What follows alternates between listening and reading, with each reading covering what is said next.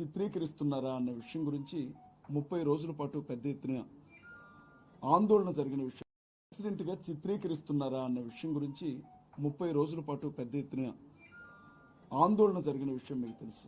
ఇంత పెద్ద ఆందోళనలో ఎక్కడా ఒక బస్సు తగలబడలా, ఎక్కడా ఒక లారీ మీద రాయి విసిరలా, ఏ రోడ్డు మీద కూడా ఒక టైరు కాల్లా, ఏ ప్రభుత్వ సంస్థ కానీ ఏ ప్రభుత్వ కార్యాలయానికి కానీ నిప్పు పెట్టలా, కనీసం ఒక రాయి కూడా విసరలా. మా కష్టాన్ని, మా దుఃఖాన్ని, మా బాధని చెప్పుకున్నామే తప్ప ఎవరి మీద ఏ విధమైనటువంటి దాడులకు మేము ప్రయత్నించలా. 30 రోజుల పాటు క్రైస్తవులందరూ ఒకవైపు, రాజకీయ పార్టీలన్నీ మరొక వైపు నిలవబడి చూసుకున్న పరిస్థితిని మేము తట్టుకోలేకపోతా ఉన్నాం. మీరు గమనించండి, ప్రవీణ్ పగడాల గారు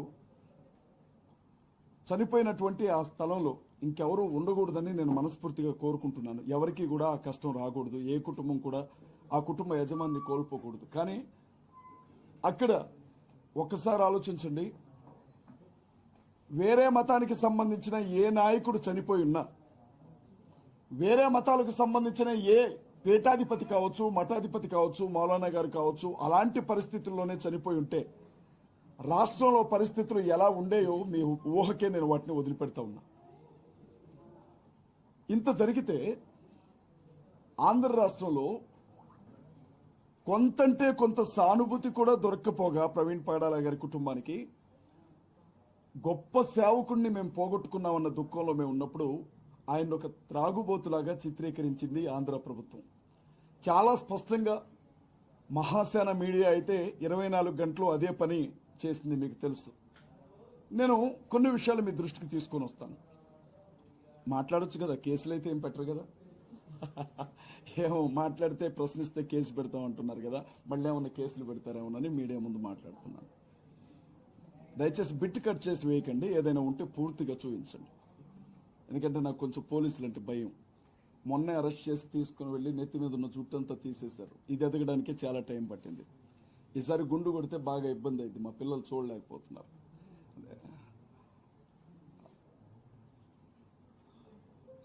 ప్రవీణ్ పగడాల గారు చనిపోయిన తర్వాత ఎస్పీ గారు ఒక ప్రెస్ మీట్ పెట్టారు, మీకు జ్ఞాపకం ఉండి ఉంటుంది. ప్రెస్ మీట్ పెట్టి ఇక్కడ ఒక మనిషి చనిపోయి పడిపోయి ఉన్నాడు అన్న విషయం మొదటిగా మా ఏఎస్ఐ గారికి ఆయన నడుచుకుంటూ వెళుతుంటే, మార్నింగ్ వాక్ చేస్తుంటే ఎవరో చెప్పారు, అలా తెలిసింది అని చెప్పారు. ఇది మీరు అందరూ సాక్షులే దీనికి. రెండోసారి ప్రెస్ మీట్ జరిగింది. ఐజీ అశోక్ కుమార్ గారు అనుకుంటా, బహుశా ఎస్పీ గారిని పక్కన కూర్చోబెట్టుకుని ఆయన ఒక మాట చెప్పారు. ఏమన్నారంటే, ప్రవీణ్ పగడాల గారి శవం దొరికిన తర్వాత ఎవరో మాకు 101కో 100కో డైల్ చేసి చెప్తే గానీ అక్కడ శవం ఉందన్న విషయం మాకు తెలియదు అని చెప్పారు. ఇద్దరు కూడా, ఎస్పీ గారు ఒకవైపు, ఐజీ గారు ఒకవైపు, సంబంధమే లేని స్టేట్మెంట్స్ ఇచ్చారు. అయినా వాళ్ళని ఎవరు అడగరండి, ఎందుకంటే వాళ్ళు పోలీసులు కాబట్టి. కొన్ని రోజులు గడిచిన తర్వాత ప్రవీణ్ పగడాల గారు మందు తాగి చనిపోయాడు అన్న విషయాన్ని ప్రజలందరికీ చేరవేస్తూ కొన్ని ఛానల్స్లో, నేను ఏ ఛానల్ని కూడా తప్పు పట్టను, ఎందుకంటే మీడియా వారు వారికి అందినటువంటి సమాచారాన్ని బట్టి మాట్లాడుతూ ఉంటారు కాబట్టి, ఆయన లిక్కర్ షాప్లో మందు కొనుక్కున్నాడు అన్న విషయం గురించి పెద్ద ఎత్తున చర్చ జరిగిందండి. నేను ఇదే విషయాన్ని ఐజీ గారిని అడిగాను. సార్, ఆయన మందు తాగాడు, మందు కొనుక్కున్నాడు, లిక్కర్ షాపుల దగ్గరికి వెళ్ళి లిక్కర్ కొన్నట్లుగా ఒక సీసీటీవీ ఫుటేజ్ బయట వైరల్ అవుతోంది, మీరేమైనా మీడియాకి ఇచ్చారా అని అడిగాం. ఆ నెక్స్ట్ డేనే ఐజీ గారు అసలు ఆ ఫుటేజీ మా దగ్గరికి రాలేదు, దాన్ని మేము విడుదల చేయలేదు అని చెప్పాం. ఆ తర్వాత ఏం జరిగిందో మీ అందరికీ తెలుసు, అది నకిలీ ఫుటేజ్ అని మీడియా వాళ్ళు ప్రకటించారు. ఇక మూడో విషయం, కీలకమైన విషయం, నాకున్న అనుమానం అండి, మళ్ళీ దేశద్రోహం కేసులు ఏం పెట్టొద్దు దయచేసి నా మీద. నాకున్న అనుమానం ఏంటంటే, ప్రవీణ్ పగడాల గారు రాత్రి 10:40 11:40 చనిపోయారు అని పోస్ట్ మార్టం రిపోర్ట్ అని చెప్తోంది. ఆ మనిషి రాత్రి 11:40 చనిపోతే ఉదయం 9 గంటల సమయంలో ఆయన ఫోన్ తీసుకుని ఆ ఫోన్ని ఆయన చేతి వేలు ద్వారా అన్లాక్ చేశారు అని చెప్పారు. అంటే డాక్టర్లు ఏమంటున్నారు అని అంటే, ఒక మనిషి చనిపోయిన తర్వాత అతని డెడ్ బాడీ రక్త ప్రసరణ ఉండదు కాబట్టి ఫోన్ లాక్ని తీయడం అనేది సాధ్యమయ్యే పని కాదు అని కొంతమంది డాక్టర్లు చెప్పారు. నేనేం పండితుడిని కాదు, డాక్టర్ని కాదు, నా అనుమానం మాత్రమే. మళ్ళీ చెప్తున్నాను, దీన్ని సాగ్గా చూపించి నన్ను అభినయ్ అరెస్ట్ చేయొద్దు. ఐజీ గారు ఏమన్నారు అని అంటే, ప్రవీణ్ పగడాల గారి వేలిముద్రను ఉపయోగించి ఫోన్ని అన్లాక్ చేసామని చెప్పారు. ఇది సాధ్యమయ్యే పనేనా? ఇది సాధ్యమేనా నేను అడుగుతూ ఉన్నా ఒక న్యాయవాదిగా. మనిషి చనిపోయిన 11 గంటల తర్వాత ఆ వ్యక్తి చేతి వ్రేలితో అతని ఫోన్ని అన్లాక్ చేసి కాల్ చేసామన్నారు. ఇది ఎంతవరకు నమ్మొచ్చు? ఇక పోస్ట్ మార్టం రిపోర్టు మీడియాకు కూడా ఇవ్వలేదండి. పోలీస్ డిపార్ట్మెంట్ వాళ్ళ ఫ్యామిలీకి మాత్రమే ఇచ్చారు, మీకు తెలుసు ఆ విషయం. కానీ మాజీ ఎంపీ హర్ష్ కుమార్ గారు పోస్ట్ మార్టం రిపోర్ట్ని బయటకు తీసుకొని వచ్చారు. వచ్చిన తర్వాత అందులో మనం గమనించినప్పుడు అసలు ఆయన కడుపులో, ఆ ప్రేగుల్లో మందు తాగినట్లు వాసనే లేదు అని చెప్పారు. హైదరాబాద్ పట్టణంలో బయలుదేరి హైదరాబాద్లో ఒకసారి, కోదాడలో ఒకసారి, ఏలూరులో ఒకసారి, విజయవాడలో ఒకసారి తాగిన మనిషి తాగి తాగి తాగి చచ్చిపోతే కడుపు నిండా మందే ఉండాలి, కానీ ఎక్కడా మందు వాసన రాలేదు అని చెప్పి పోస్ట్ మార్టంలో ఉంది. మన ఆయన త్రాగి డ్రంక్ అండ్ డ్రైవ్ లో చనిపోయారు అని ఐజీ గారు చెప్పారు. మరి అంత పెద్ద ఆయన చెప్పినప్పుడు నమ్మాలి కాబట్టి యాక్సిడెంట్ లోనే చనిపోయారని నేను కూడా అనుకుంటున్నాను. కొన్ని అనుమానాలు అయితే అలాగే మిగిలిపోయి ఉన్నాయి. ఇంత పెద్ద ఎపిసోడ్ లో ఇదంతా మీకెందుకు జ్ఞాపకం చేస్తున్నాను అని అంటే, ఇంత పెద్ద ఎపిసోడ్ లో బంగ్లాదేశ్ లో ఎక్కడో దాడులు జరిగాయి అని చెప్పి మాట్లాడిన పవన్ కళ్యాణ్ గారు, ఆంధ్ర రాష్ట్ర ఉప ముఖ్యమంత్రి పవన్ కళ్యాణ్ గారు, బంగ్లాదేశ్ లో హిందువుల మీద దాడులు జరుగుతున్నాయి, ఒక్కడిని కూడా వదిలిపెట్టం వాళ్ళని అనుకుంటూ మాట్లాడారు. మంచిది, మేము కూడా ఆ రోజు ఖండించాం.